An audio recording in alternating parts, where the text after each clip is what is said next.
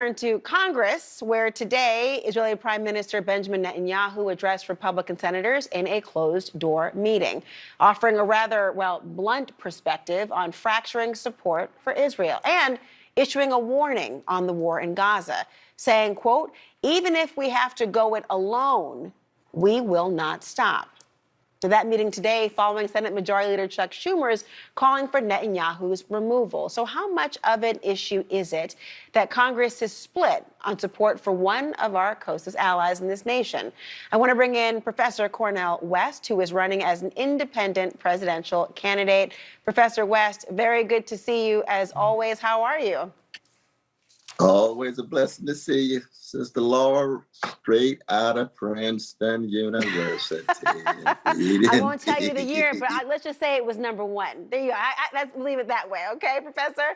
Let me tell you or ask you this question because I've been eager to talk to you about this. How dangerous is this kind of division when it relates to Israel and the approach to Gaza and Hamas for U.S. interests?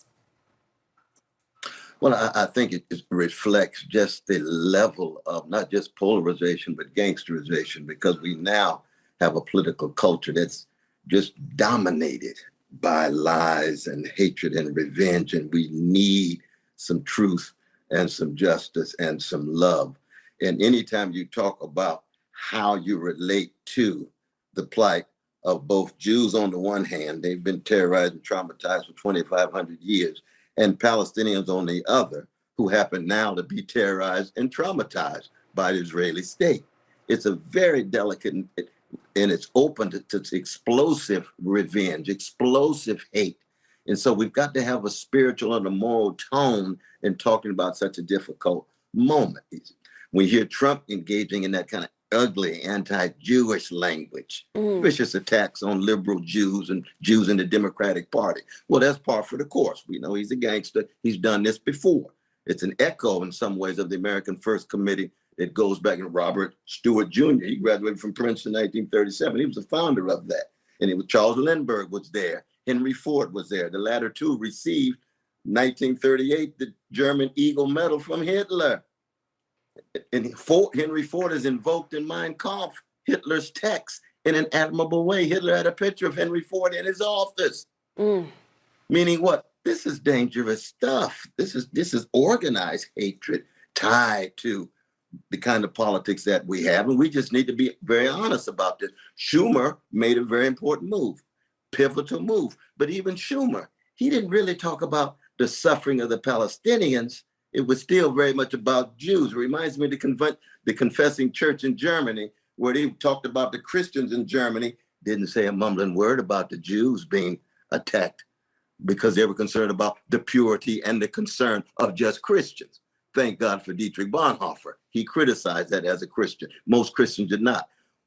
Both moments, Weimar Germany, America these days, very, very grim, very dim, as it were. And we just need some serious commitment to truth, justice, and love, though, my dear sister. Well, you talk about truth, justice, and love. You are running to be the president of the United States. And when you look at the different responses and knowing the history as you have related in particular, what is the course correction? I mean, one of the things that you didn't mention about Schumer is that he was calling to have, elections, new elections, not have Netanyahu in control any longer. And certainly there has been a history of the United States calling on other nations to reconfigure their elections, but normally it's not a notable democracy.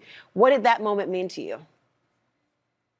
Well, I mean, the United States has a long history of interference in other people's governments, 1953 in Iran and Guatemala, and 64 in Brazil, 65 Dominican Republic. We've got those 75 moments where we've intervened militarily in other countries. So to intervene rhetorically, as Schumer did, is a very different kind of thing. But you got to get to the root of the problem. That's what I would tell Brother Schumer. You're not going to get to the root of the problem unless you deal with the Palestinian suffering. You got to end the occupation. Of course you need ceasefire. Of course you need to end the siege. You got to end the occupation. There will never be precious Jewish safety and security predicated on occupation and domination. You've got to have Palestinian and Jewish dignity, Palestinian and Jewish equality, Palestinian and Jewish security, and safety. And they say, well, but that's a pipe dream. Yes, that's right. Some of us are dreamers. Some of us are holding on to visions of truth, justice, and love, no matter how unrealistic it is. But at least we got to tell the truth. That's the crucial thing. Well, Professor, speaking of, you may be talking about dreams. Others have real estate fronts in their mind and thinking about a dream of development. Because Professor West Jared Kuschner, who is Trump's son-in-law and former senior advisor, talked about recently that the Gaza waterfront could be, quote, very valuable. And he also blamed Hamas for using aid meant to help them to buy ammunition and build a tunnel network. When you heard those comments, what kind of message did that send to you? It was just, it's another example of the deep spiritual decay, the callousness, the outright contempt that he has for the human beings who are suffering. You got the blood of the Palestinians right there, especially the children, and he's thinking about waterfront. You say, oh my God, it reminds me of the literary giant's novel, Philip Ross's novel, The Plot Against America, which is very much about anti-Jewish hatred, neo-fascism, cold-heartedness, mean spirits, coarse and conscious. And what is the response for us not to become preoccupied with it? We've got to galvanize ourselves and others to be a countervailing force against this kind of hatred and revenge and lies. And that's why I'm convinced that both parties are in many ways beyond redemption. I know that's a radical claim for a lot of people, but the Democratic Party, the Biden had his chance to get at the fascist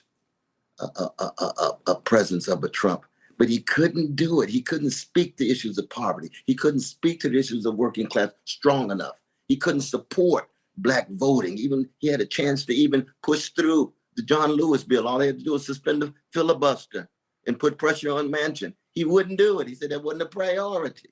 Well, you see, if you don't have that kind of backbone, then fascism will sooner or later take over. An alternative to fascism is not some kind of milquetoast moderation.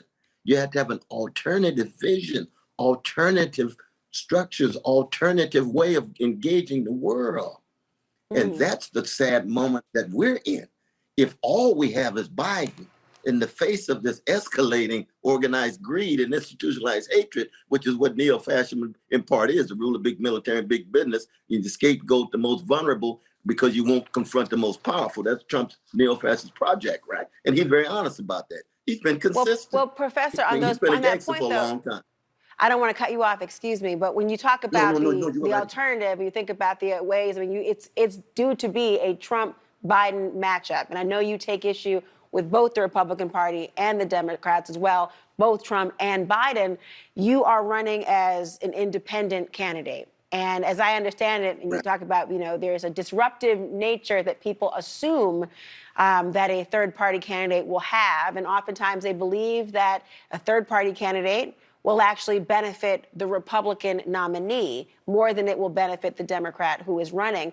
The New York Times actually is reporting today, Professor, that Democrats are assembling a multi-state organization to tackle the threat of third-party candidates.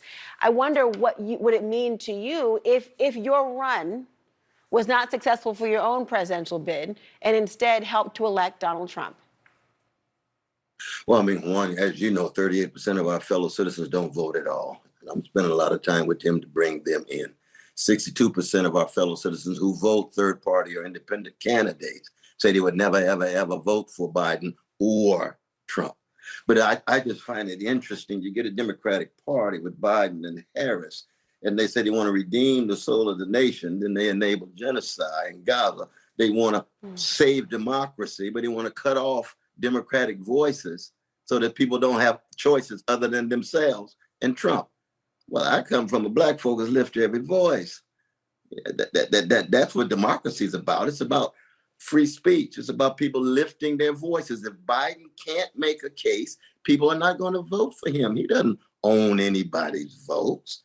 If Trump can't make a case, people won't vote for them. If I make a case and they want to vote for me, why fight so hard to keep me off the ballot? Well, speaking of the ballot, though, that strikes me as anti-democratic. You are currently on the ballot in, I think, Utah and Alaska. Oregon, South Carolina. Which states are you looking to be That's on right. the ballot next? Oh, shoot, we've already got a number of states that we're basically on. They're just contesting the signatures right now. So we're working Okay. that out. But we are on the move, as my dear brother Mumi Abdul Jamal would say, sitting in prison, but still with dignity. We are on the move. People thought we wouldn't get in hardly any states. We're working on Texas, working on New York, we're working on Michigan. We're working across the country, but it's in a spirit of truth, justice, and love. And people say, oh, that's so alien for American politics. You don't say. I'm not going to allow anything to push me in the gutter of hatred and revenge and lies. No, no, no, no. I come out of the legacy of Martin Luther King Jr., Fannie Lou Hamer, Rabbi Heschel, and Edward Said. We try to move to moral and spiritual heights as we intervene into dirty politics. Well, that is a daunting prospect, but something tells me that with the syllabus that's already in your brain, you'll be able to educate all along the way. Cornel West, Professor, thank you so much as always. Salute you, my dear sister. God bless you. Now, God bless your loved ones, your family, precious family, and others. Very nice of you to say, for you as well. Thank you. And